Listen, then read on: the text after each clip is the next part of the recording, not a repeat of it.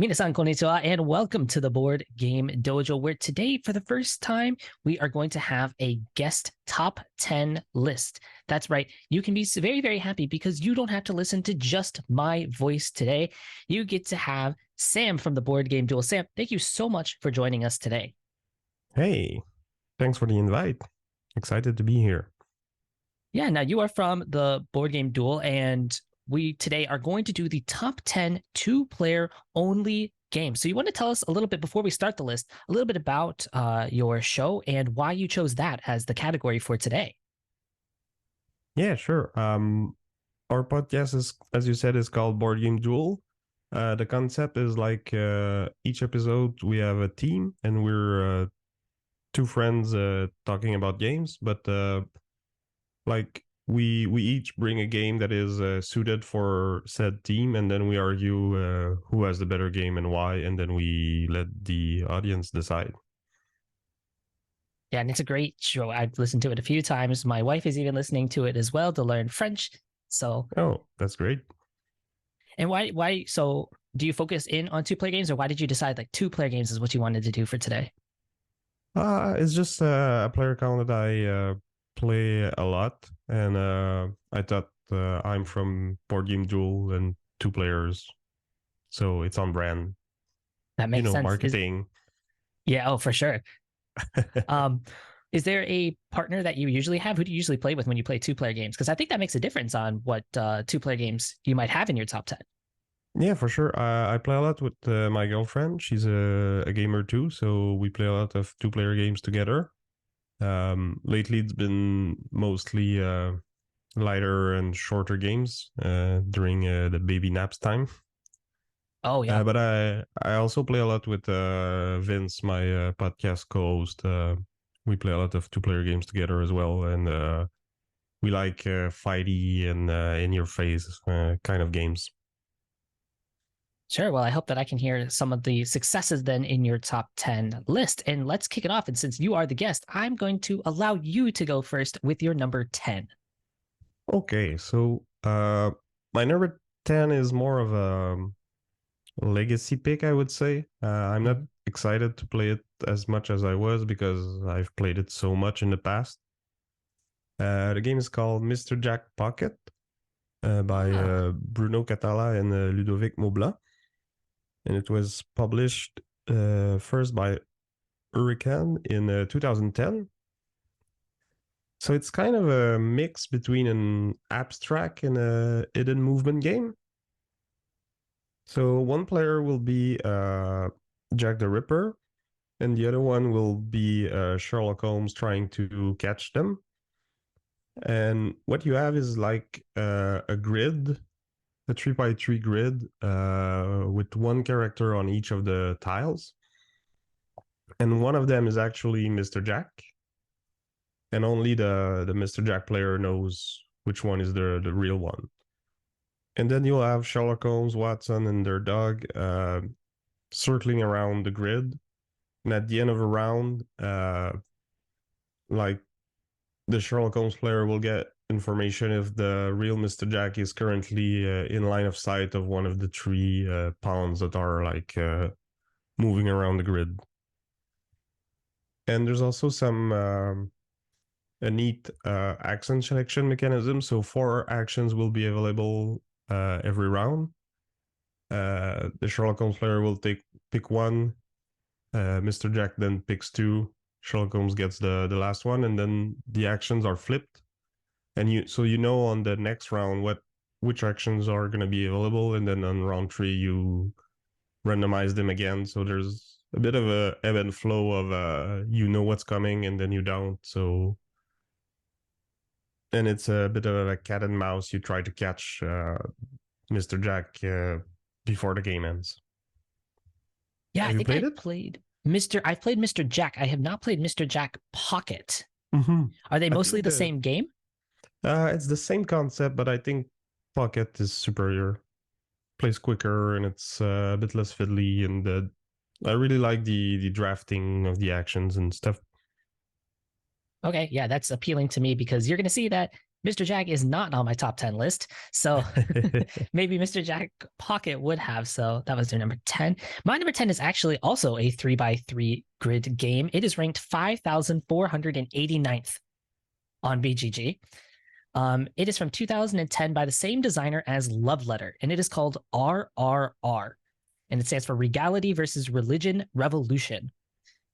So in this game, you have a 3x3 grid in front of you and your opponent. And you both have your army. One of you is playing the Regality and one of you is playing the Religion.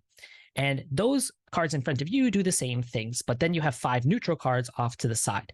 You will take turns one by one, playing one of your cards on one of these spots on this 3x3 grid in front of you. And these cards will do different abilities, like make one of your opponent's cards now part of your allegiance, or get rid of every card that is either diagonal or to the left of the card, something like that. Now, these different locations on this 3x3 grid are worth different amounts of points. And once all 9 of those spots are filled up, then you will count how many points are part of your allegiance. And that means that the card is turned towards your opponent. Whoever has the most points wins. And I adore this game. I think it is so low in the BGG rankings because this is the second iteration of it. It was originally called RR, and it was not very well liked at all. So then when they came out with the next edition of it, which was RRR, people were like, oh, why would I want to play that game? But it is now so much more deliciously tense. This is apparently the advanced version of RR, and it is a constant game of, I don't want to put out my best cards yet because they could turn them into their allegiance, and I don't want to give up this really good card to them. But at the same time, if I wait too long, there's only one card per spot most of the time. So then I'm going to let them put on their good card onto that spot. So I kind of want to not do anything at this time, but I kind of need to, or else I'm going to wait too long. And the neutral cards, the neutral characters in this game, you only choose 5 of a 16 possibilities. So every game is going to feel different with different abilities happening at the same time. So I really recommend it. And the newer editions of it actually come in the size of a deck of playing cards. So it's really, really portable as well. And that is my number 10, RRR by Seiji Kanai and Hayato Kisaragi. Art by Keita Komiyama and Noboru Sugiura. And it's either published by Igiari here in France or XV Games if you get it abroad. That sounds really nice. I don't think I've heard of it. I'm hoping that I have a couple on here that you would be interested in that you haven't heard about. Is there a digital implementation available? I do not know if there is, but I know that there's a bunch of versions that are available, and I'm seeing it as for only like $8 or $10 on the used game market. Like, it is not really well liked at all, which is a disappointment because I quite like it. Yeah, I'll be on the lookout for it, for sure. All right, so moving on. What is your number 9? My number 9 is the game called Trick Shot by Artyom Nichiprov and published by Wolf Designer. So it's the same publisher and designer as Guards of Atlantis 2, which is my favorite game of all time. And this one is I like to call it a mix between Can't Stop and the old video game Ice Hockey that was on the NES. Okay, yeah. Where you had like the big ones, the small ones, and the medium ones. Hockey players. So it's basically that, but with a push your luck, roll the die element to it. So basically, when you start your turn, you pick an action. For the first action, then you roll a die, and if there's a 1 in 6 chance that you roll a bust, and then your turn ends. And then you can continue, but for your second action, you need to roll 2 dice, and then 3, 4, and so on and so forth. Okay. So the more actions you want to do, the more likely you are to bust and fail your actions. And the different actions are like making a pass, moving your players around on this square grid that represent the ice. And you can pass the puck, you can shoot if you have a lane to the net, and so you need to position your guys well, and some die roll actually allow your opponents to react, so they can move their pieces by only one space, so they can get into your passing lane or into your movement lane. And you also cannot activate the same player twice in a row. So if you move, you cannot shoot right away. You need to move somebody else or do something with another piece. And it's really quick to play. It's back and forth, and there are some ways to mitigate the die roll. You can you have a certain number of re-rolls that you can use, but when you spend them, then you have to do a line change. So you have to stop your turn without busting, so you can refresh your players. So it's really thematic. And there's an advanced mode where like you get an actual NHL team, and you get like special powers that are somewhat relevant to what the players in these actual team can do. Oh, that's cool. So if you like ice hockey, it's a really good game for that. I think it's a good game to bring to people that are not very not into the hobby yet. So it can be a good gateway if they like ice hockey. Are you a fan of hockey then? Yeah, I am. Who's your team? The Montreal Canadiens. I'm from the province of Quebec, so it's kind of the most popular pick here. For sure. I'm originally from Detroit, so I've kind of followed the Red Wings, although not a ton lately because we aren't very They haven't been good in the for the last few. They were great for like decades, but the last few years have been more difficult. Yeah, but I'm pumped about to hear you say how much you like Trick Shot, because I had backed the second edition of it when it was out. Are you getting the upgrade? Yes, as well, or are you just keeping with the first edition? No, I'm getting they changed how the special power works. It's much simpler now. It's like every, like you have your defensemen, your wingers, your center, so everyone gets a little special power now. Yeah, and hopefully it'll also, I don't know if late pledges are still available for that, but hopefully that'll make it more available. So if you want to buy into it, there might be people getting rid of their first editions for the second edition. So those out there that maybe want to try to get it, I know Wolf Designer is usually really hard to get any of their games, but you might see an influx of stuff hit the used game market once that second edition hits. Yeah, and I heard talks about this one getting a retail version, but I'm not sure if it's gonna pan out or not. I don't want to bring false hopes. That's a good pick. I'm really happy to hear you say that. So now as my number 9, and my number 9, if you thought 5,489 was low, we're going even lower now, because this next one is 9,398. And it is one of the newer ones on my list. This one is from 2022, and it is a small box game. Though literally it's from Small Box Games. This is from John Cloudis, and it is called An Empty Throne. So An Empty Throne is a game in which you are going to be battling your opponent for control of these 3 fields that are on the board. And everything is cards in this game. Everything from the fields to the powers to even the rule sheets are just on cards. And you're going to be doing this very simply by either playing a card or moving a card. You only get 2 actions per turn. And when you play a card, you will either get to do the action that is in that field at the moment, or the action that is on the card you just played, or based on the number you played, or if it's the same color of the field that you just played it to, then you can do both.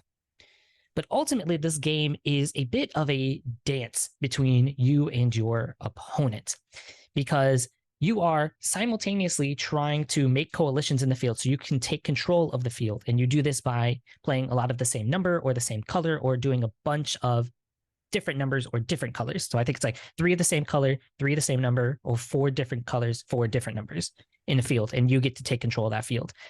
But at the same time, you want to make combos, because if you let a field go without, and you just let your opponent kind of do whatever they want, they are going to take control of that field. So you need to kind of choose, do I want to make a good play that benefits me, or do I want to make a play that harms my opponent?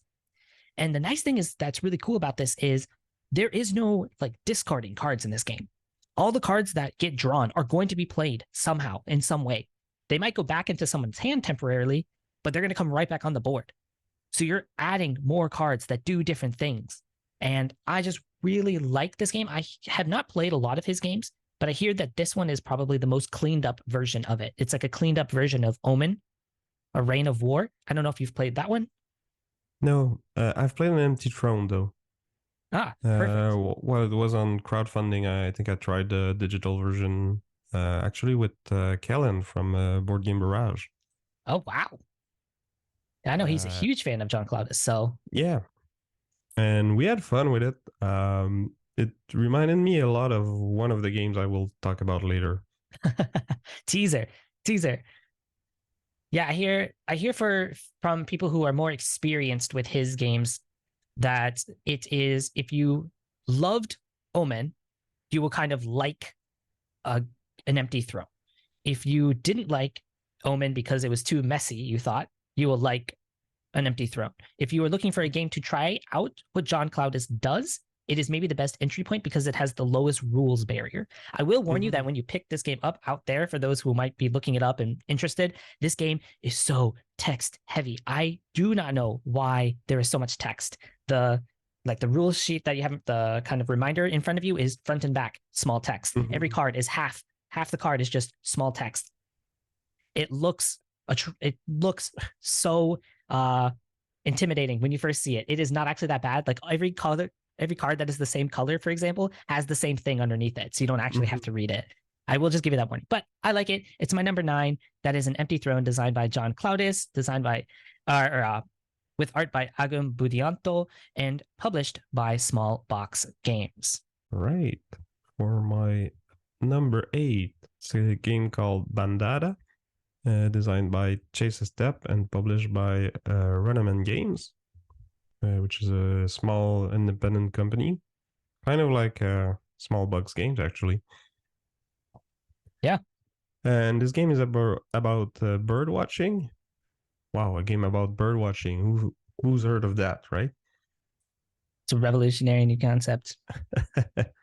But it's a really neat system where you have a set of 12 dice, which are shared by both players. So you roll all 12 of them at the beginning of the game, and there's 3 different colors.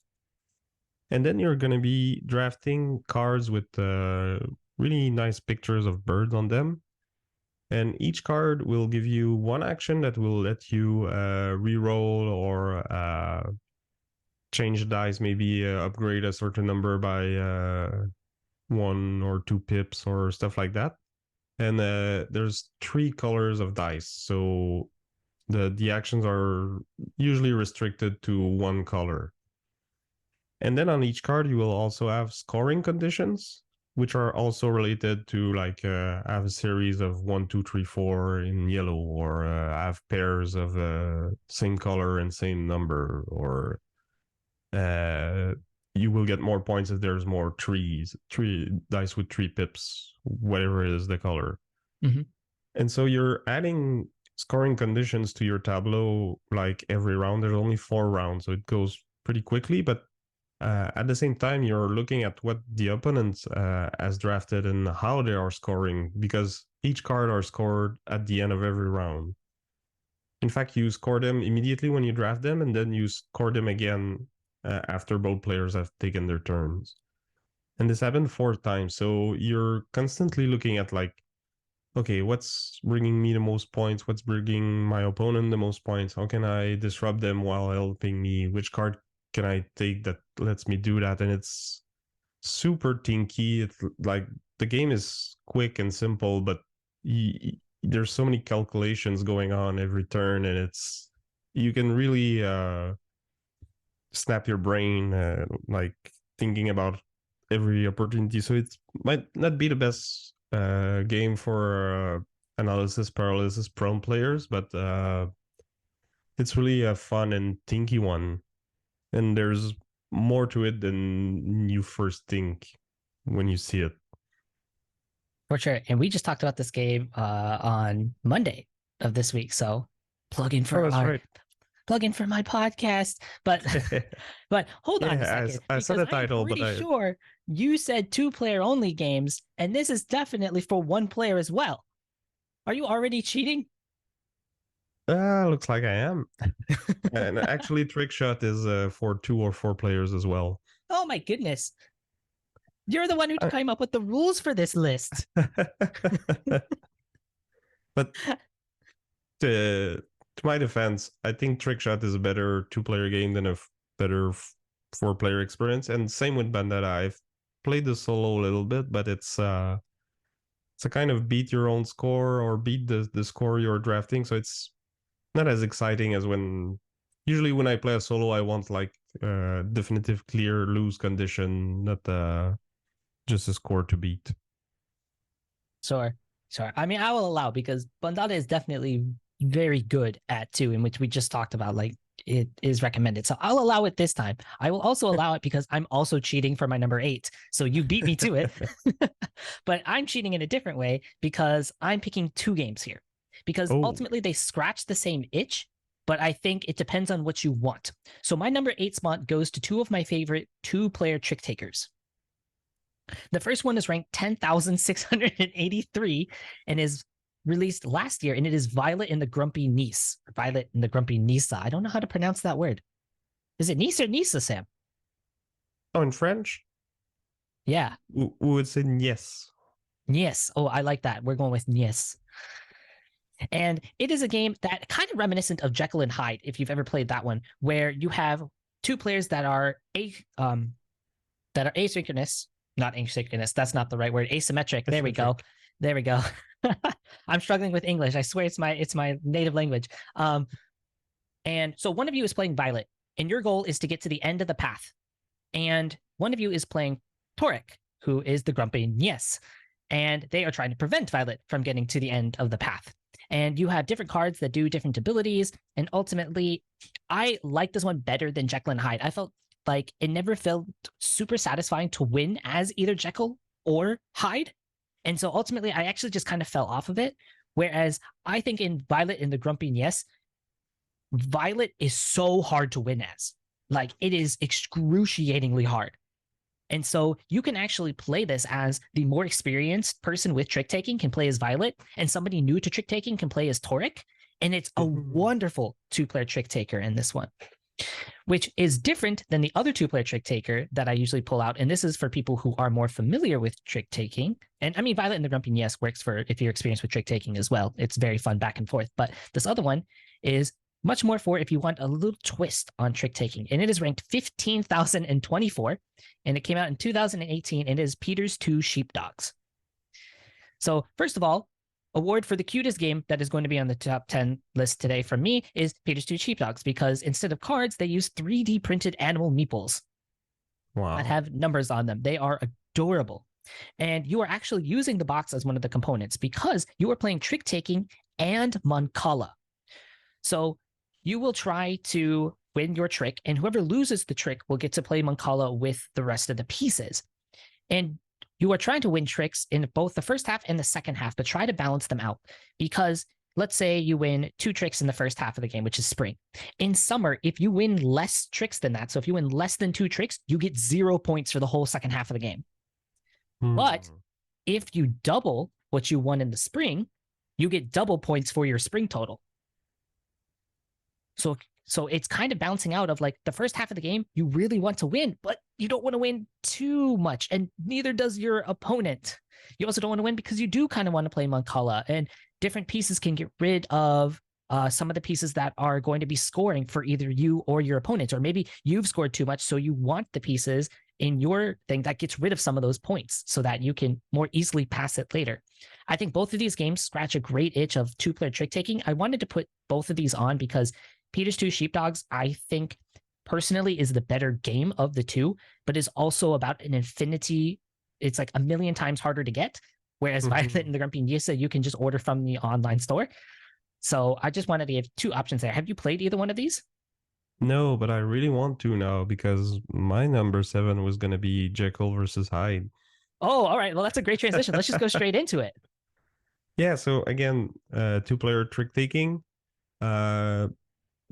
the twist for this one is that one of you is Jekyll. You want to balance the tricks to be won as equally as possible between two players, and then Mr. Hyde wants to go null or to win them all, and will score points based on the difference of tricks taken. And another neat thing about this one is that the suits are decided by the order of plays. So the first suit played is the weakest one, and then the second one is in the middle, and there's a third one that becomes the best. And I really like this aspect of timing of when do you want to play your cards, and the decisions when you're playing the Hyde side. Do I want to try to win them all? Do I want to try to lose them all? Do I want to stay open and see what my opponents has? I like the management of this one, and there's also the potions that you can play that are sort of offsuit card that have different powers depending on whether the suit is played in the trick with them. So yeah, there's a lot going on, and it plays so quick. Like you play three rounds and then you're done, and it's you can switch sides, because in this one again, I think it's easier to win as Jekyll. I don't know if you had the same experience with it. I've only played a couple of times. I don't remember who was the easier one off the top of my head. I definitely had the feeling though that one of them was. Can't remember. I'll take your word for it that it was Jekyll.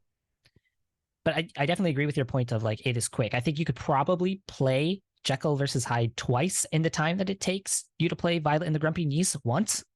Mm-hmm. So if you're looking for a quicker one, I think definitely yours is going to be the one to go for. But yeah, I'm definitely want to try yours as well, because I love trick taking, and I'm discovering that there are more and more two-player trick taking than I thought. Yeah, I think it's becoming more popular. There's also Catchy, which is pretty good. It didn't make my list of 2 players. I think it's now 9 lives from all play. So that's also pretty gettable as well. But I just want to credit the people from my games real quick. So Violet and the Grumpy Nisse is designed by Pedro Pereira and art by Karina Duncan and published by Aggie Games. And Peter's Two Sheepdogs is designed by Shibu and art by Sai Beppu and released by Suki Games. Anything else you wanted to say about Jekyll vs. Hyde before I move on to my number 7? Yeah, so it was designed by Jay O'Neill, art by Vincent Dutray, and published by Mendu Games. Well, that worked out really well that we ended up doing 2-player trick takings right back to back. So I'm going to go on to my number 7 then, which is ranked 3,308. How about that? We're in the top 5,000 now. You proud of me, Sam? And this is from 2018, and it is probably the game that I have found that I am one of the lone voices of who really like this game, and it is Yokohama Duel. So Yokohama Duel is the 2-player version of much more beloved Yokohama, which is this big sprawling game that is all about, doing a little bit of contract fulfillment. You want to go to the church or customs and get some area control there, and then maybe you need to go to the fish market so that you can actually fulfill the contracts, things like that. You're going all around, and then you're building up storehouses and trade houses so that you can have more power in each of your spots. Because if you go to the fish market, for example, with only 1 power, well, you only get 1 fish. But if you wait and add more power and you get like 3 power, now you get 3 fish. So that helps you for the contract that might need 4 fish to fulfill. What Yokohama Duel, though, does is, and this is where I think a lot of people bounced off of it, is I think what the purpose of Yokohama Duel was to say, okay, what was really common in Yokohama was, I think more people familiarized themselves with it, with this worker, like their worker placement method of leaving down 1 worker in a couple different spots and then having to make a trail where you're going. Mm-hmm. But I think, and I don't know this for sure, but I think Hisashi Hayashi said, okay, you know what, there's another important part of the game that doesn't work at 2, even though Yokohama is good at 2, is that there's no blocking. And blocking is a huge part of when you play Yokohama at 4 players. So Yokohama Duel is almost all about blocking. If somebody goes to one of the spots on the board, you can now not go there for the rest of the round. So it is and you have to play from the lowest power card to the highest power card. You have 4 cards in front of you: 1 power, 2 power, 3 power, 4 power. And both of you have to play from the 1 power up to the 4 power. So you have to decide, is it worth taking the risk and waiting so that maybe you need that 3 power to go to the fish market and get the fish for your recipe? But if your opponent plays there before you, well, guess what? Now you have 0 fish, and that's not going to help you at all. And I love how much you have to actually read your opponent and actually figure out what they need. I love 2-player games that initiate that kind of, I am paying attention to what I want, but I care so much about what my opponent wants. What is my opponent doing? And I really adore this game. I think if you go into it with that expectation of that's what Yokohama Duel is, you're going to enjoy it more. I also think that because the original release was like $50 or $60, which you absolutely do not need metal coins for this game. I don't like, I know it works for the Kickstarter. You don't need it. You don't need wood pieces. In Japan, you can get it retail for like $25. Oh, that's a little bit different of an evaluation of like, is this game good enough for $60 versus is this game good enough for $25? So I don't know. You can hear much more about what I think about Yokohama Duel in a podcast that we did before. I'll leave it in the show notes that we talked about Yokohama Duel, and Yokohama Roll and Write and compared the 3. So if you want to hear more about that, go to there. But that is Yokohama Duel, and that is designed by Hisashi Hayashi with art by Scott Hartman, Hisashi Hayashi, Adam P. McIver, and Ryo Nyamo. And it is published by Okazu Brand. Have you played this? Have you played Yokohama or Yokohama Duel or Yokohama Roll and Write? I've played the original Yokohama. And? I love it. It's really good, and I heard about the dual version on your podcast actually, and I was like, oh yeah, I want to try that. It's great.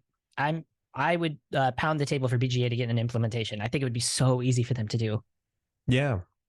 But if I make my way up to Quebec, then I'll bring it. I'll bring my copy. Oh, for sure. It's a date. Yeah. All right. What's your number 6? My number 6 is a little bit of an underrated game as well. It's ranked 7,217 on BGG. It's called Battlecrest, Fellwood base game for the base game, because there's a bunch of expansions for it. It was designed by Dustin Dobson and Milan Zivkovic. I'm sure I'm butchering that, but I'm sorry. And it's published by Button Shy Games. So for those of you who are not familiar, Button Shy publish like wallet games. So it's a set of 18 cards that fits in a little wallet. And this one wants to be like a skirmish type fighting dueling game. So some of the cards are used to create like a map with terrains, and position really matter in that game, because if you're next to some cards, you might get boost on your abilities, like more range, more damage, or more defense, or stuff like that.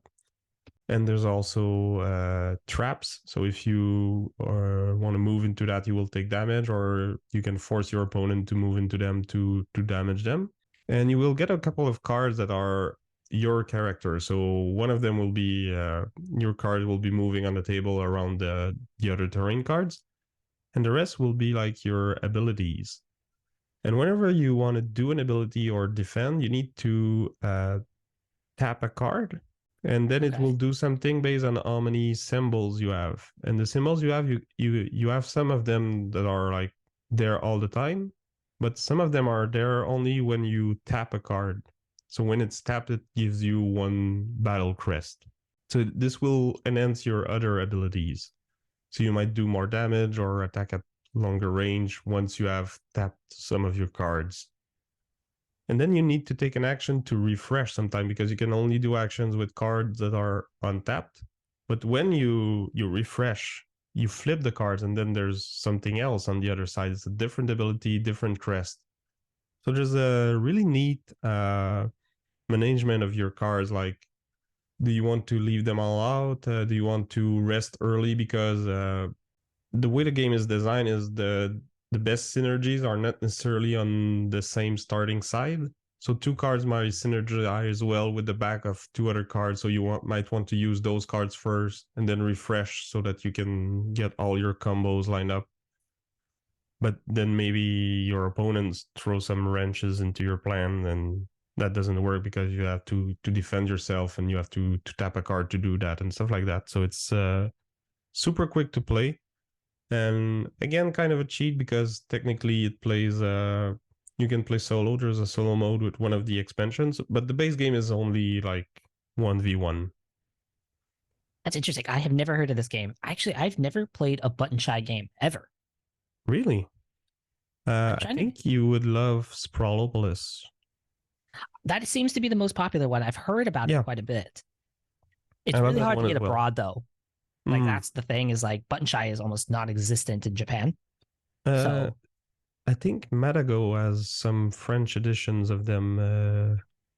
Yeah, maybe while I'm here, they probably have some in France as well. Yeah, maybe while I'm here, I'll try to pick up a copy. Yeah, it sounds interesting, though. I'm trying to imagine like a skirmish game in 18 cards. Yeah, so yeah, 6 of them are terrains, and then each player has 6 cards to represent their health and your character and their abilities. And yeah, it's really neat. That sounds it. All right. And so now my number 6, I'm also going to cheat in the same way I cheated before, in that I'm picking 2 games for this spot. Hey, it's just additional content for people, really. It's like, instead of like top 20. So far we don't have any crossover, which I'll be surprised if we keep going on this pace. I think we'll have 1 or 2. Yeah, but I think so too. This next spot, so the number 6 spots are 2 games that are very divisive. Either you really like them or you hate them. And they are both couples games. So my first one is ranked 4,628, and it is And Then We Held Hands. So And Then We Held Hands is a game in which you are trying to work together, and it has to be silently, in which you are just trying to get to the middle of this board. And you are going to have cards splayed out in front of you, either left or right. And based on which side of the board you are on is which way they splay. So if you're on the left side, your cards need to be splayed left. And so only part of the cards are there, and only colors on that half are shown. If you're on the right side of the board, they're splayed the other way, right? And you are trying to work together because you can't really speak, but you can play a card that's in front of you, or you can actually take a card from the other player. And this is a cooperative game. I should say that. You're both trying to work together, and kind of like the theme of the game is that you're in a fight. And so that's why you're not talking to each other, but you're trying to like coordinate your feelings so that you meet in the middle. Oh, that's cute. And the production value is off the charts on this one. It actually won the best print and play when it came out, so originally. But when I was searching for this game, I had heard about it more, so I was surprised to see it at 4,628. And when I say it's divisive, it's like people are 8s or 9s, or it's like 2. Oh, no in between. So yeah, it was really interesting. But the other game is actually the same way, but it seems to it tends to skew higher. And I think that is partly based on the Shut Up and Sit Down review, because it is ranked 1,313 from 2017, and that is Fog of Love. Fog of Love is the one that I prefer of these 2 versions. And in Fog of Love, you are acting out, and acting is the strong word here. You are acting out a full-blown relationship in which you will draw these kind of personality traits on top of you, or about your character that you're playing. And you need to keep in that mindset that you are not playing as you are playing as the character. And then your partner will be picking something else about you that is like another characteristic of you that is supposed to be reminiscent of, this is the first thing I noticed when I met you. And you are going to be kind of going through life a little bit and going through different scenarios of what happened and having to choose how your character would react to it, because you start with these end goal cards, and they might be something like you want to get married and have a family, or it might be something like you want the relationship to end, but you don't want to be the one to break it up. And so you're spending half the game, like you can, as the game progresses, you are getting rid of some of these end goals that you don't think are going to happen in the relationship. But it is really funny as you're kind of sitting there with this card that says, you cannot be the one to end it, but you want it to end. You are not liking this relationship. And you're like, what can I do? Okay, your best friend is has a birthday party. No, I don't want to go. It's not important to me at all. I'm a bad relationship, aren't I? You should really break up with me. but then the person across from you has the I want to get married and have kids card, and so they're like, no, you're just having a bad day. Fine. It's like, oh no. I think that this game works really well if you are able to keep in that mindset of that you are acting as characters. I think that this is probably one of the best games for people that want to go from tabletop RPGs to board games, because it teaches kind of so many different mechanics in board games, but still gives them that role play ability that I just think it is when you are playing it with the right people. And that's kind of what this top 10 list, it's kind of how I ordered it of. These are the best possible situations when playing these games. I think that this game is one of the best two-player games. Just it doesn't even have to be two-player exclusive games. I think it can be one of the best two-player games that have ever come out. Have you tried this one? I haven't. I've heard a lot about it. My girlfriend wanted to try it with me, but I was worried we would forget that we're playing characters and that things might get a bit iffy. That happened with my wife and me. Yes. She is not a fan. She's not a fan of the game. But I'd be interested to try it with a friend. Just to role play it, and I'm sure we would have fun. Yeah, and it also makes kind of, for a two-player game too, it's kind of weird that I would play this when I have like one or two friends over, and I would just simply watch and try to be the friend that's kind of like the mutual friend of both people, and be like, man, he's really treating you badly. You should really like break up with him. This is awful stuff. It's kind of fun to do that. But that is Fog of Love by Jacob Yuskov. And art by Cecily Fossheim, Mike Hogard, Lotte M. Klicksbull Yaskov. Oh, okay, maybe that's the wife. Jans Weiss, and it is published by Hush Hush Projects. And then We Held Hands is designed by David Cherkup and Yannick Massa. It has art by Marie Corduat and David Cherkup and Todd Sanders, and that is published by Luda Creations. So we're now in the top 5. I am very surprised, like I said, that we have no crossovers yet. But I am now only in the top 1,000. Oh, okay. How about you? Maybe this one might be a crossover then. It's a very popular game. It's called Patchwork by Uwe Rosenberg, published by Lookout Games. Is it our first crossover? No, because I don't like it. Oh. I don't like it at all, actually. But I'm going to let you go for it, because it's not about me not liking two-player games. It's about which ones we like. But go for it. Patchwork. Yeah, so this one is about making a patchwork. So it's kind of like a Tetris board game. So you have like all these different pieces of square pieces patched together with various shapes. Some of them are easier to fit than others. And there's kind of like 3 currency in the game. There's the number of squares that you can. The goal of the game is to like make a patchwork that covers all your board. So the bigger pieces are more valuable in that sense, because you get negative points for every empty pieces. And then some of the pieces will give you buttons, because they have buttons icons on them. And then at certain points in the game, you get income based on how many buttons you have collected on your board.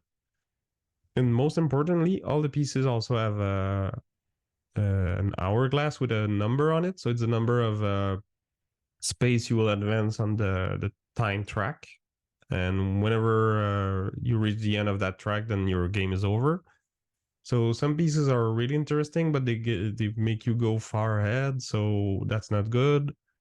And you can...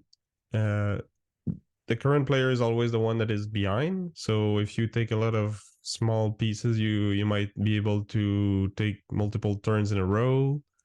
And there's always like 3 pieces available to the current player. So you have to what you're leaving available to the opponent after you're done. So there's a lot to consider for a very simple game. And you can play it really good. You can play it really bad. It's it's a lot of fun.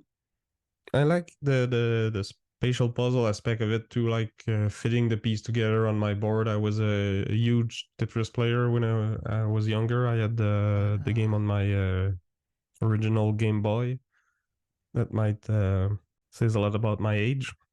I was gonna say, that's before I was born, but what ifs.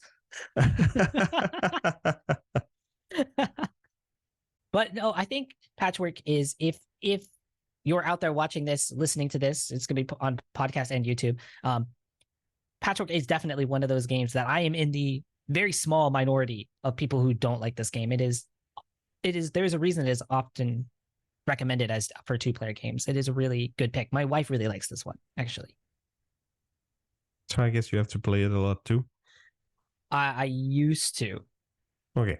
But I think for me, it's just the spatial puzzle. I think it is one of those games where I think when there's other stuff to do other than spatial puzzles, I like the game. But if spatial puzzle is the only thing that I have to do, then I don't like it as much. Because I didn't do Tetris and stuff either. So maybe that's it. But I know a lot of people that like it. So that's a good pick for the top 5. That's a good start. What's your number 5? My number 5 is ranked 455. It is from 2019, and it is called Mandala. Mandala is a game in which, oh man, I have never watched my opponent's board like as much of a hawk as I do when I am playing this game. So the way it works is that you have 2 mandalas that are set up on the board, and you can play to either one of these boards. And on both mandalas, there is a center section in which any card that is played to that, you will score. And if you play a card to that, you can draw 3 cards. So great, because you need the hand. Like you need to increase the number of cards in your hand. But you can also play to your own side of the mandala. And that is how you will gain priority to actually pick which color card you want to score. Because in the middle, once all 6 colors are in one of the mandala, and you can't repeat colors. So once one person has played purple to the right mandala, for example, neither one of the players can play another purple to the right mandala. Once all 6 colors are there in that mandala, you are going to take turns picking which color from the center section you want to score that go to your score pile. Now, the first time you choose a color, you will get to put it on the bottom, and the later that you have chosen that color for the first time, the more points it's worth. So if the first color that you've chosen to score is purple, that is worth 1 point for every purple card for the rest of the game. Then green is the next one you do. Okay, green is worth 2 points for every green color that you have for the rest of the game, things like that. So you are constantly deciding whether or not you want to play to the center section because you want points. Of course you want points. But at the same time, that person over there really wants to have blue because blue is now worth 4 points for every blue they want. I need to make sure that they don't get blue. So I'm going to play it to my side. If I play it to my side, however, I don't get to draw any cards. So I'm quickly running out of cards at the same time. So it is this constant back and forth of trying to decide, okay, do I want to risk losing this color and giving them a lot of points? But at the same time, I need a hand of cards and I want to be scoring points too. I love games that do that in which, like I said earlier, I am watching my opponent play and I am keeping an eye on their board. I am keeping an eye on their score pile. I am keeping an eye on what colors for them score the most points to try to keep it out of their hand. I think that is the best way for 2-player games to be because it is just so much more interactive in that way. Have you played Mandala, or what do you think of games like it? I haven't played it, but this is music to my ears. You know, I love a very interactive 2-player game. I love watching what the other is doing, and like you said, it matters to you.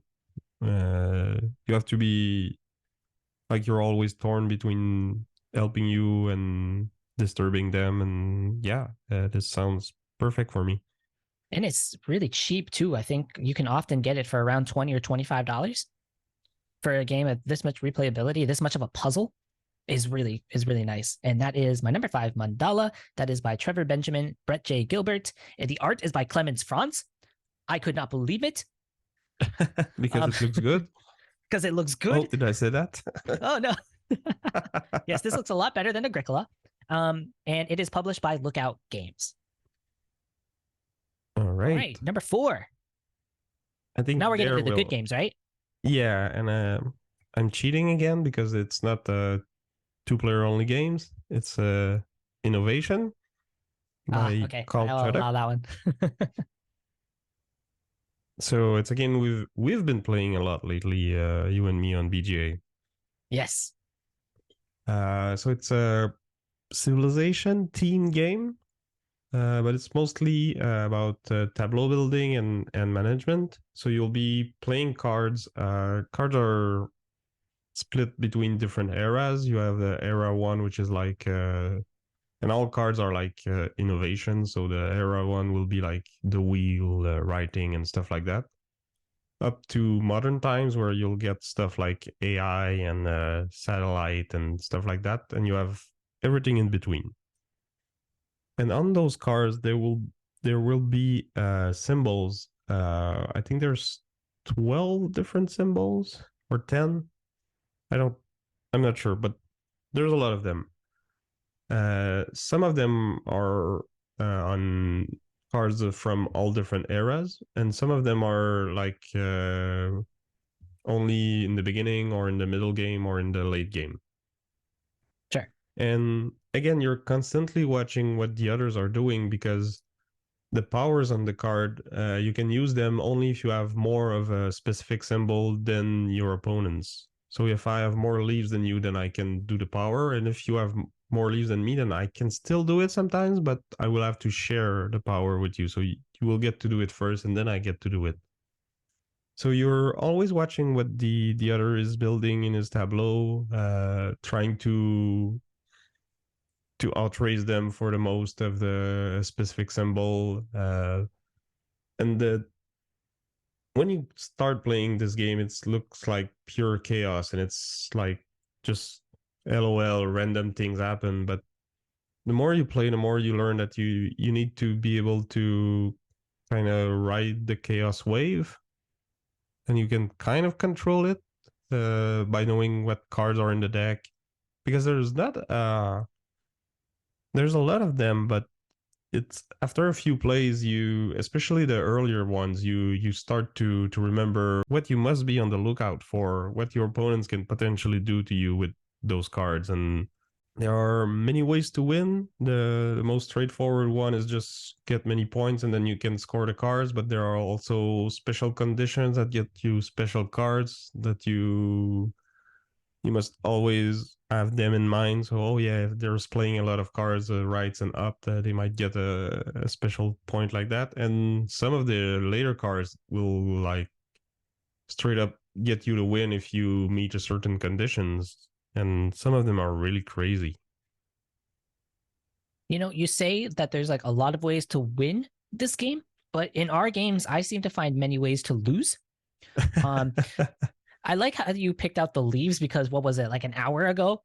You had like 12 leaves in your pile, so you got to like take out my whole score pile.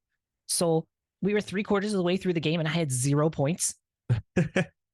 Yeah, but then You were just like, hey, leaves. But then like, oh, yeah, the leaves.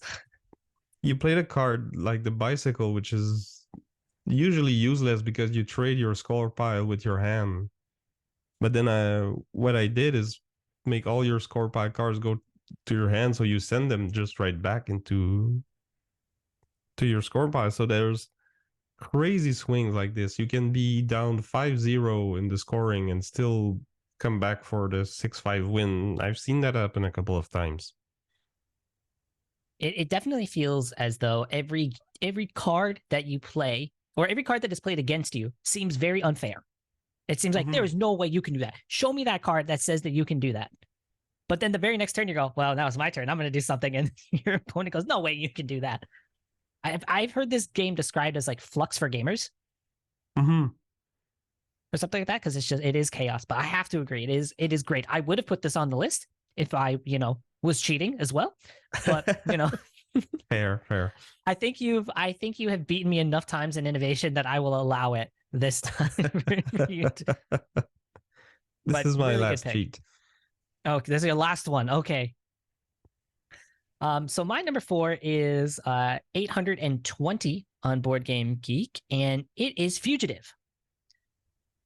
So Fugitive is a cat and mouse game, is my choice for cat and mouse game that we have here, in which one of the players is playing as the titular fugitive, and the other one is playing as the inspector detective trying to track it down. So basically, the fugitive has a hand of cards that are possible hideouts. And the fugitive's goal is just to make it to the last hideout and hide successfully throughout the time. And there are rules of how far the fugitive can move at any certain time, but they can use multiple cards from their hand to go further than that move limit. But that also means now that they have less possible hideouts that they can possibly hide it, because they're going to play a card upside down to the table. Let's say it'll be the first 2 cards of the table. Well, you know it's going to be somewhere between 1 and 7. So the cop is going to guess something like 2.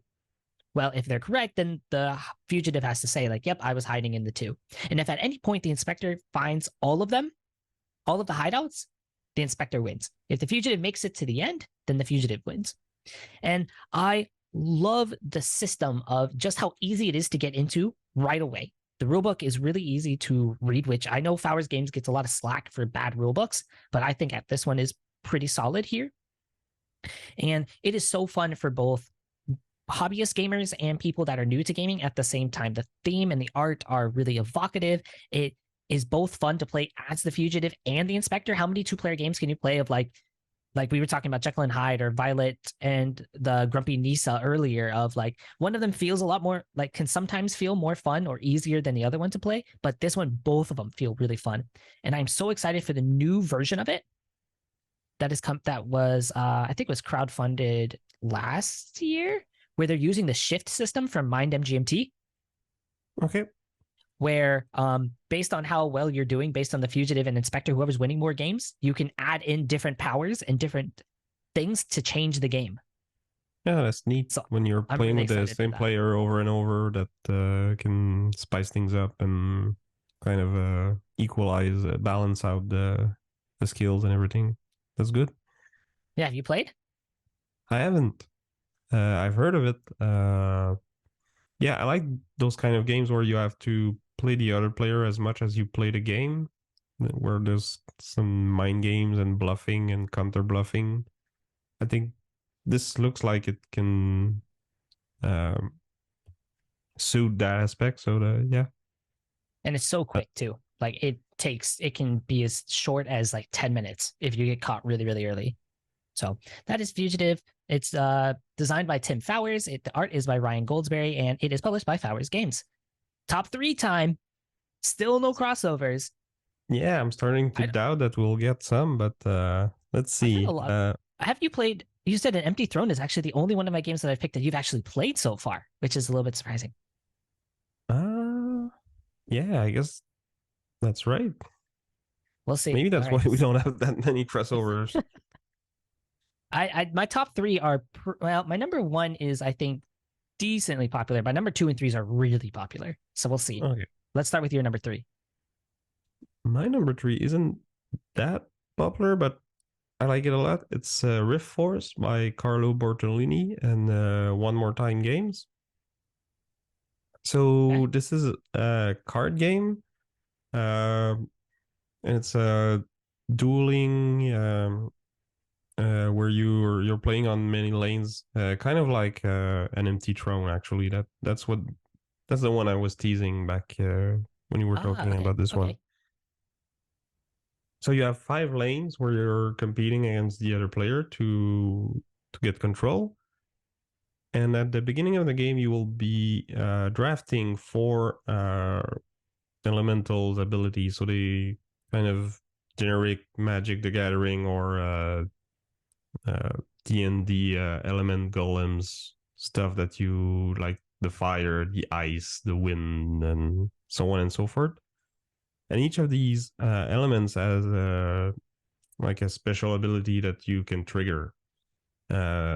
All of them will do damage. So the way it works is when it's your turn, you can either play up to 3 cards, but they have to be either of the same suit or the same number. Like each at the starting game, you get a deck of cards with 4 different suits that you drafted.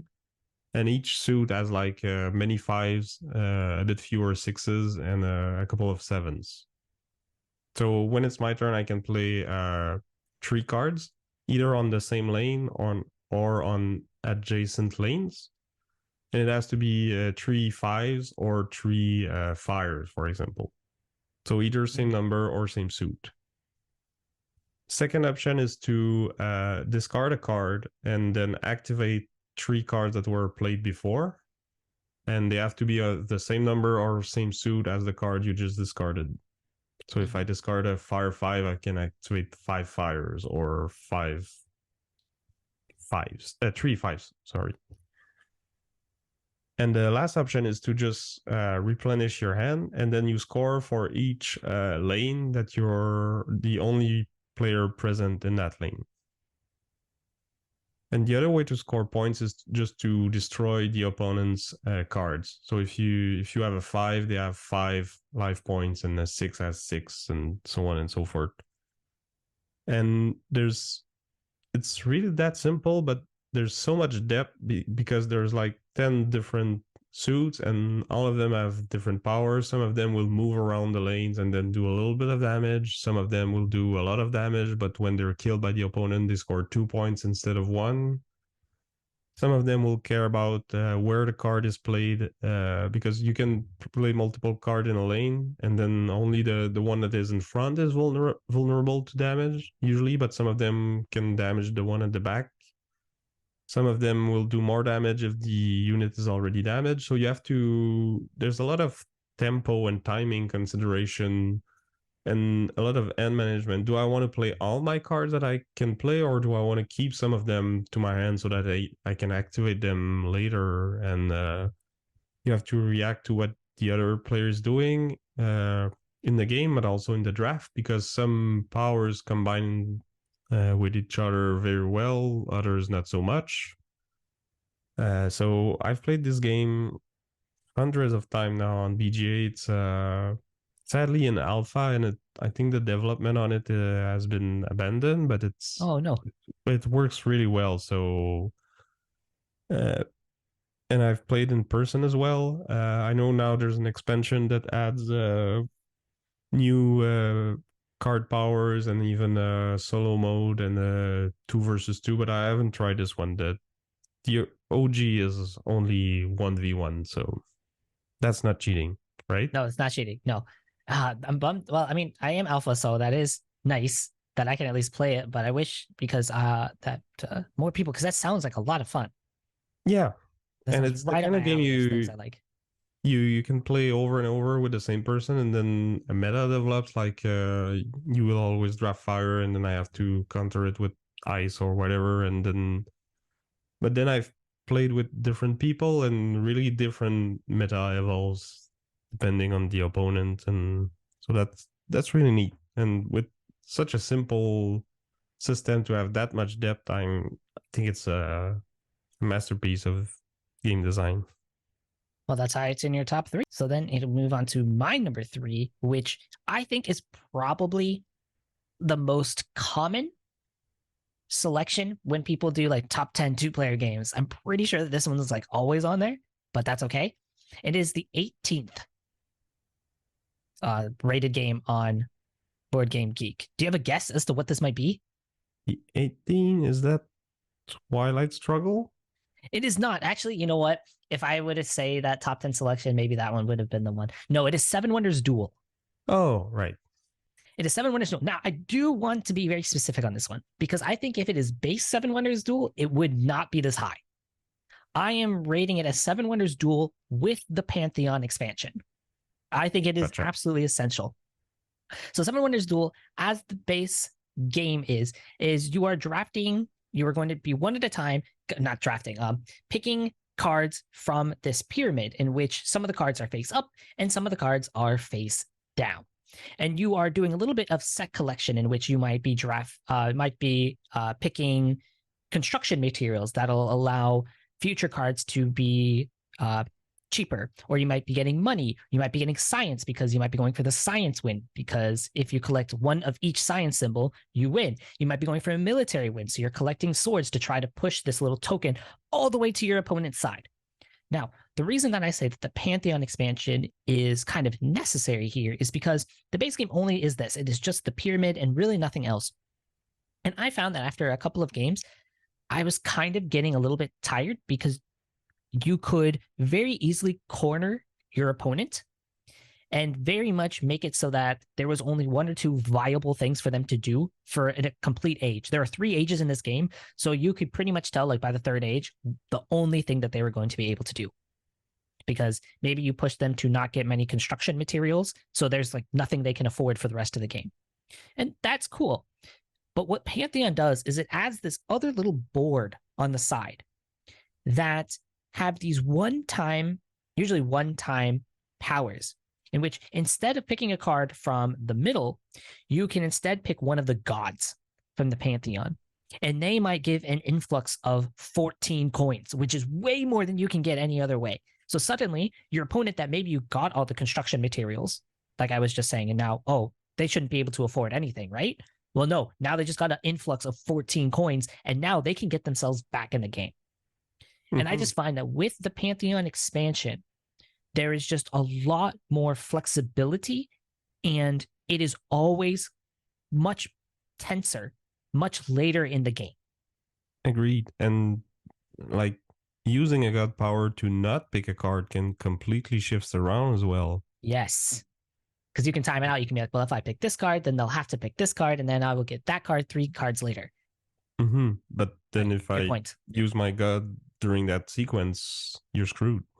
Yeah, you're like, oh, no, now I'm giving them that card 3 cards later. Oh, no. Yeah, that's a good point. Yep. So I take then, do you prefer it as Pantheon or the base game, or have you tried Agora? Yeah, I tried the 3 expansion. I think I like it best with all of them all together. I like the Agora, well, on BGA. I've not tried it on the table, except for just the base game. But you like all 3 combined, actually. Yeah. Okay, I don't think I've actually tried them all 3 together. There's what?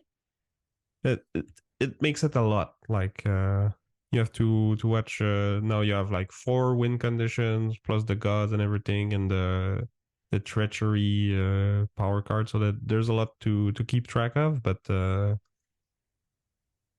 digitally, it works well at least.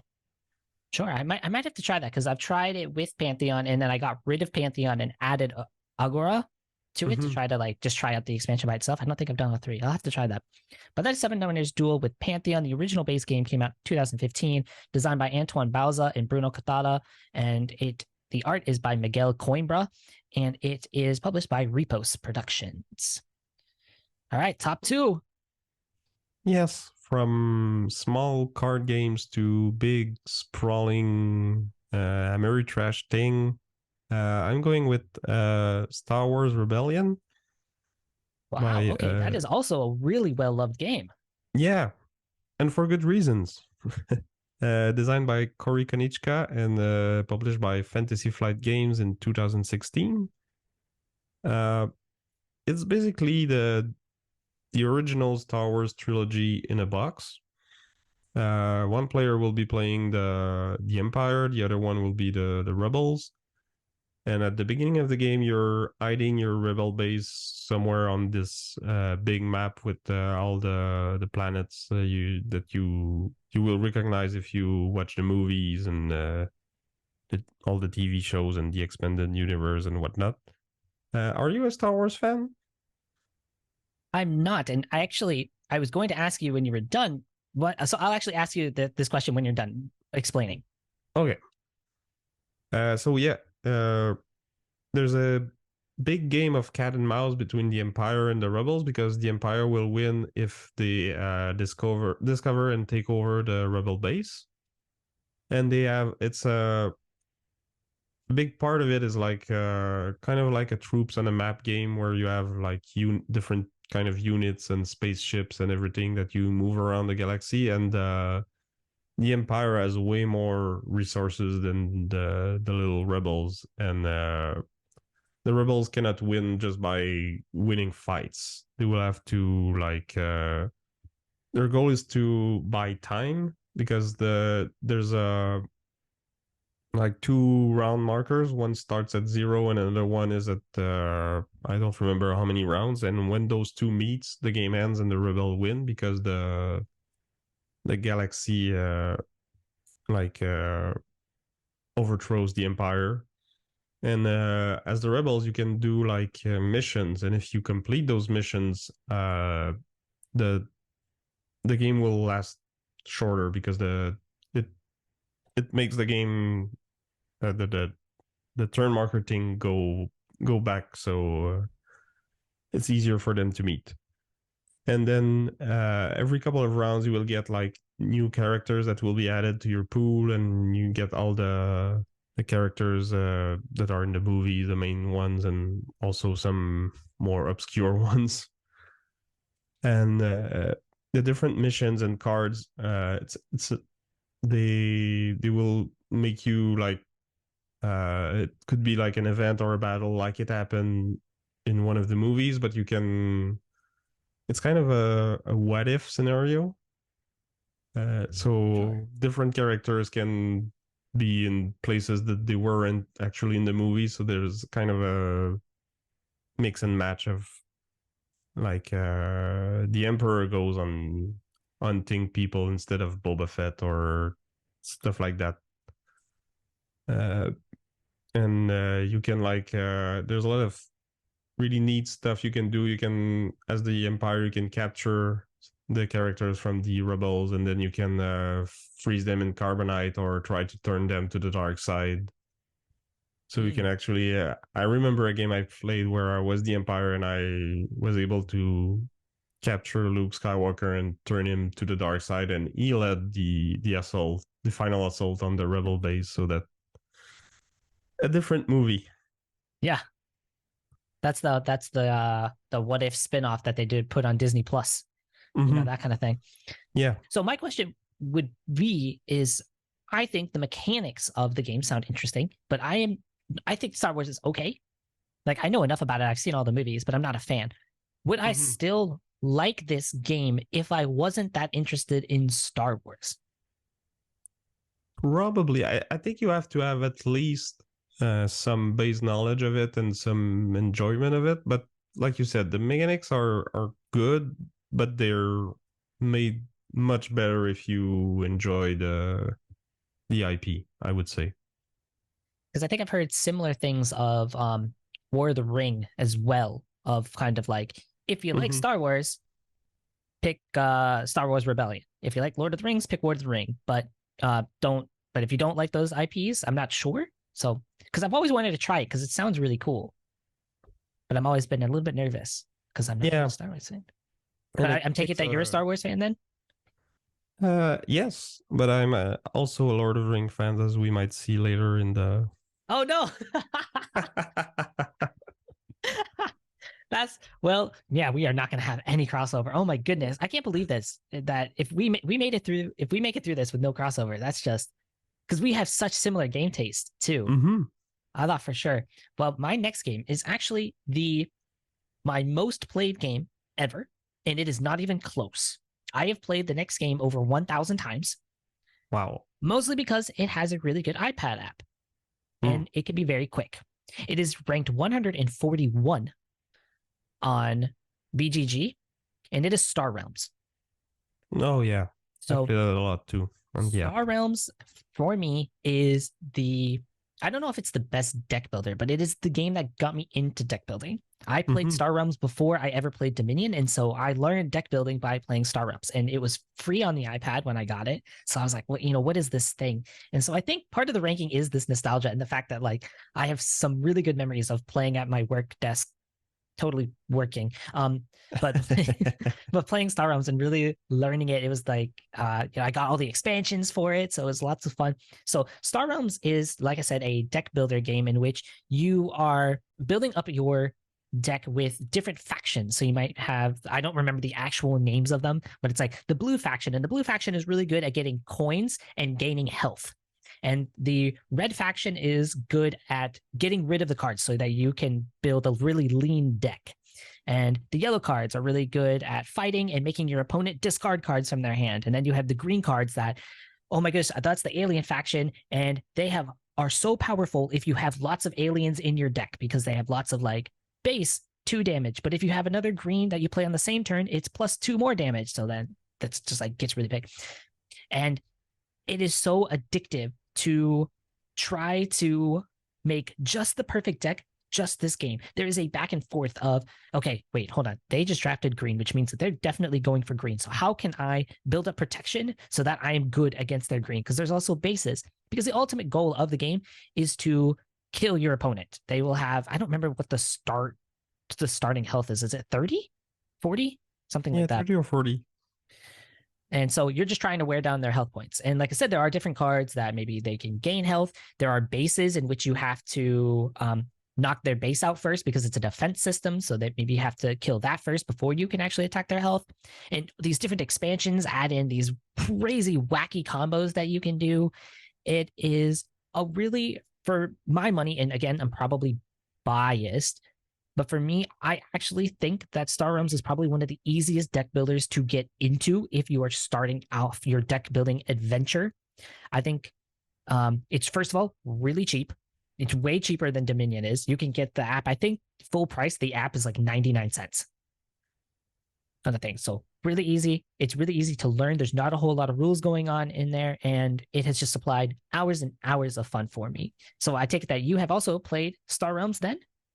Yes, I've played more of Hero Realms, which is kind of the fantasy spin-off, but it's the same principle. You have like 4 colors and they build and combo upon each other, and you have this one it's guards instead of base that protects you. But yeah, it's I enjoyed it a lot. I've played Star Realms the app, but only the base game. I'd be curious to try what the expansions bring in. Because I know in Hero Realms you have like some wacky modes where one player plays like a big monster, and you can have multiple players fighting against them, or there's a campaign with a little bit of story driven, but mostly like character building, and then you can improve on your base deck as the campaign goes on and stuff like that. Yeah, the app has a campaign for sure, because I was playing through the campaign of that, and that's really fun. Of like, oh, you have to start at like 10 health, and it's like, wait, I'm sorry, what? All right, so that is Star Realms, and that is designed by Robert Doherty and Darwin Castle. It has art by Vito Gesualdi, and it is published by Wise Wizard Games. This is the 2014 just base game. Just to let you know, you don't need like the $75, $100 Kickstarter with like the foil cards and stuff, unless you want them, of course. But before we get to number 1, because I think a lot of people are going to turn off the video once we say our number 1s, right? I got 2 questions for you. 1, what are some of the games that you said that you made like a list of like 15 right away? Were there 1 or 2 you wanted to mention of like, these ones just missed it? Yeah, well, there was 7 Wonders Duel that you picked. Another one that was hard to cut was Hanami Koji. That was on mine. Yes, that was my number 12. Yeah. So yeah, those are the biggest loser. Targi was close too. I don't know if you've played that one. Yeah, I have. Yeah, Targi's really good. Yep. Watergate just missed for me. Yeah, me too. I think it was like 14 or something like that. And a game called Drones versus Seagulls. I've played that one once on BG and didn't really like it. It's definitely a weird lane battler. But so, and then the second question though, before we get to our number 1s, is where can people find you? Oh, we're on Spotify, Apple Podcasts, all the podcast platform. Just type Board Game Duel. We're also on YouTube. It's mostly our podcast, but there's no like video recording of us talking. It's just a still image with the sound. But we have a couple of other videos. We did like player profiles for each of us, and we have a little spoofy training montage of Vince It's getting ready to play Next Station London. So, and you guys are on Instagram as well, right? yes. I post on Instagram mini reviews of the game we played, both in French and English. Our podcast is in French, so maybe not the best fit for your audience. But that's why I kind of like wanted to mention the Instagram too, is because you can actually see what you guys are doing, and even if you just post in French, you can at least translate it, get a translator right there. But on Instagram, I try to do both, so you should be good. Cool. And I will make sure that I'm posting a link to that in both the show notes if you're on podcasts, or in the episode description if you are on YouTube. So let us finally get to the number one game. I can't roll my tongues. Can you roll your tongue? I can do the. Well, you can't do your own drum roll. That's kind of, you can't do that. But here we go. All right, what is your number one? Okay, it's not much of a surprise, I guess. It's War of the Rings 2nd edition. By Roberto Di Miglio, Marco Maggi, and Francesco Nepitello, and published by Ares Games. So we touched a bit about it when I was talking about Star Wars Rebellion.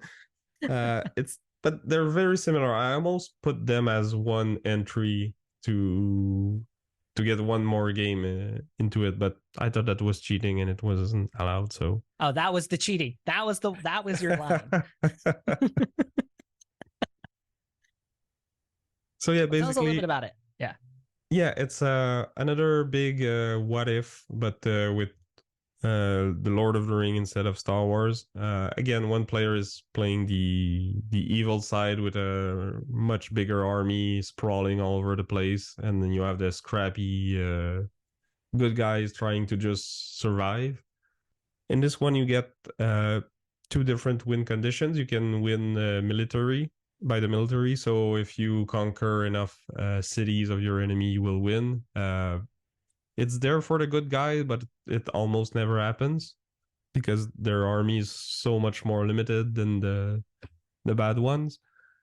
And then you have the quest for the ring. So you have Frodo and Sam with the ring, and the companions are with them, and you move along. It's kind of a little bit of cat and mouse, because at some points you might pop out somewhere on a territory. Let's say you're in Rivendell at the start of the game, and then later you're in the Moria or whatever, and you're moving around, and the shadow player can spend resources to send like your Nazguls and stuff like that to chase you, and then they get better. They have a better chance of finding you and corrupting the ring bearer. And it's one way they can win is like the ring bearer takes too much corruption, and then they succumb and bring the ring back to Sauron. Or they can win if they can bring Frodo all the way through Mordor and then destroy the ring in the fires of Mount Doom, like they did in the books and the movies. And oh yeah, sorry. And the way the game works is each round you will roll a bunch of dice, and the die face will let you do different actions. Some of them muster new troops or move characters around or play cards. There's a lot of it is card driven, just like Star Wars Rebellion.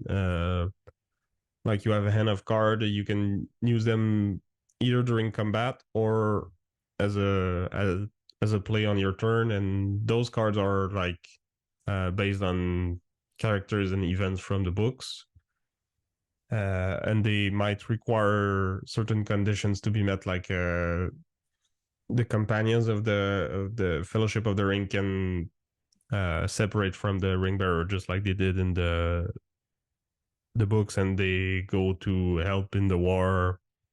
When they're with armies, they will make the armies better, and then you can play certain cards and it's even better. And of course you have Gandalf who can die as Gandalf the Grey and then come back as Gandalf the White, and all those stuff. And this one is a little bit more faithful to the IP, I think, than Star Wars Rebellion, because it's the conditions to play the card are a little more narrow, so it's closer to how the events really happen. But you can still get some weird things, like Gimli takes the ring to Mordor himself and stuff like that, or what if the dwarves were more involved in the conflict, and there's a lot going on in that one as well. And as you said, like if you're not sure which one to try between Rebellion and War of the Ring, they give a similar feel, even though they have very different rules. But I would say like just go for your favorite IP between the two and try that one first. Is that why you chose War of the Ring as your number one versus Star Wars Rebellion number two? Like you're just more of a fan of Lord of the Rings, or does it? Because I've heard War of the Ring is more of an epic tale as well to it versus Star Wars Rebellion. There's a bit of that, and also it's actually one of the duel we did on my podcast, and War of the Ring versus Star Wars Rebellion, and I was the one that was on War of the Ring side, so I cannot put Star Rebellion over it. My co-host would be way too happy about that. Fair. It's very on brand. Got to stick with it. All right, number one. Anything else? Actually, sorry. Anything else you wanted to say about it? Oh yeah, I just wanted to say that I love both of those games a lot, and I don't think you can go wrong with either of them if you like the IP. Are you a Lord of the Ring fan? I have never read the books and I have never seen the movies. Actually, I feel like that's very weird. That makes me very weird. Usually, I would tell you to read the books first, but in that case, I think the movies are better, probably. I think the way you could get me to watch it is like by putting War of the Ring number one and hearing so many people say how good it is, it makes me kind of want to take a week and be like, all right, I'm going to watch the movies. And then like, I'm going to schedule maybe a War of the Ring session with somebody like 2 weeks from now. And I'm going to build up to like watching the movies and things. And then after I'm done watching it, sounds like that would be cool. Way to spend a couple of weeks. Yeah. Every time I watch the movies, I want to play the game. And every time I play the game, I want to watch the movies. And I mean, if that's not like good IP use, I don't know what is.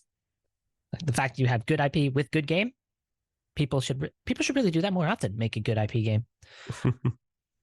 All right, my number one was just published last year because apparently I'm all about the hotness. As my list can attest to, I am only about the hotness. But it is ranked 623, and it is my number one game because it has so many things that I love about two-player games.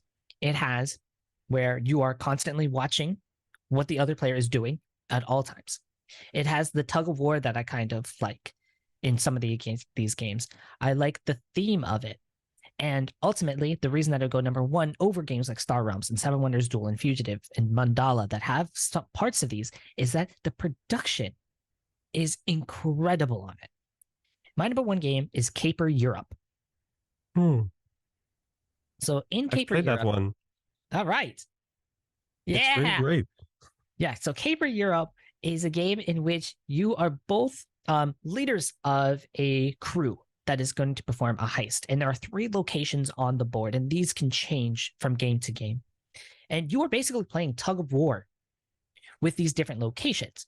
And so this is a card drafting game. So in the first round, you are going to be drafting the thieves, and thieves might be doing something that pulls the token to one location towards you, or they might give you a scoring condition. So from then on out, every purple card that you put down is worth a point, or every purple card that you put down brings the token one more closer to you on this location, wherever you put it. And then the next round, you'll be drafting gear cards. And then the third one, you do thieves again. And then the fourth one, you do gear cards again. And the gear cards have to be put down on somewhere where you already have a thief. So throughout the game, you are essentially just drafting cards, putting it down somewhere, doing the action. There are very few actions, like pulling the token towards you, like stealing one of the items on the thing, or getting coins, getting money. So it is actually a very simple game to at least get down the basics for. But saying that, there is so much variety in the cards and in the locations that I have played a bunch of these games on BGA, and in person, and I am still not tired of it. This is one of the games where I wouldn't mind playing it with the same person. And as you've talked about in some of your games before, where a meta forms, I start to learn that, like, okay, they really like to go for coins early so that they can buy whatever they want later in the game. That's a definite strategy that some people go for. Some people go for trying to get the tokens all the way over to their side really early in the game so that you're kind of like, I don't know what I can do with that token. I guess I'm going to have to steal the items only.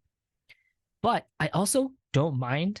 I also really enjoy just introducing this to new people because of that production quality that I talked about earlier. I mean, I scrounged for the playmat and the metal coins. I have it all like very nice quality. You don't need that. Even the base is done. It's Keymaster Games. They're the same people who did Parks. So if you've played that one, you know their production quality is just off the charts for the price. So you said you've played Caper Europe? What do you? Yeah, you said you liked it. Yeah, I played it only once. A friend showed it to me, and I really enjoyed it. Like the many tugs of war that are going on at the same time. You have to choose which one you want to focus on, and I could see that like with repeated plays, it probably would go much higher on my list as well. As you said, there's a lot of depth there, like and with the twist of the card drafting between each rounds, there's another layer of strategy that can you will get there if you play multiple times. Like, oh, I know I cannot give the opponent those two cards together, so I have to draft one of them. And so yeah, definitely one I would love to play more, and I think would rise on my list if that happens. I'll set up a game for us on BGA after we're done with this. For sure. So that is our list. Do you want to go through your top 10 just real quick, just one more time, so people out there can hear it? So number 10, Mr. Jack Pocket. Number 9, Trick Shot. Number 8, Bandada. Number 7 was Jekyll versus Hyde. Then we had Battlecrest at number 6. Patchwork number 5. Innovation number 4, Riftforce at number 3, Star Wars Rebellion at number 2, and number 1 was War of the Ring 2nd edition. And my number 10 was RRR. My number 9 was An Empty Throne. My number 8 was a dual kind of two-player trick-taking section of Violet and the Grumpy Niece and Peter's Two Sheepdogs. 7 is Yokohama Duel. 6 is Fog of Love, and Then We Held Hands. 5, Mandala. 4, Fugitive. 3, Seven Wonders Duel with the Pantheon expansion. 2, Star Realms, and 1 was Caper Europe. And I forgot to mention that one's designed by Unai Rubio, the art by Josh Emmerich, and published by Keymaster Games. So that is going to be all for us today. Thank you so much, Sam, for coming onto the show and taking time out of your day to join us. And I'm sure everybody's going to be happy to see and hear somebody that isn't me. Well, thank you for the invite. I had a lot of fun. It was my first time doing a top 10 thing. I can see why people do it all the time. Yeah, it's definitely fun. This is the first time I've done it with somebody. I've usually do it, so it's a little bit different. So, and thank you all for joining us today. いつもありがとうございます. You can find, I will put again the links to Board Game Duel stuff down below. And until next time, じゃあね. Au revoir.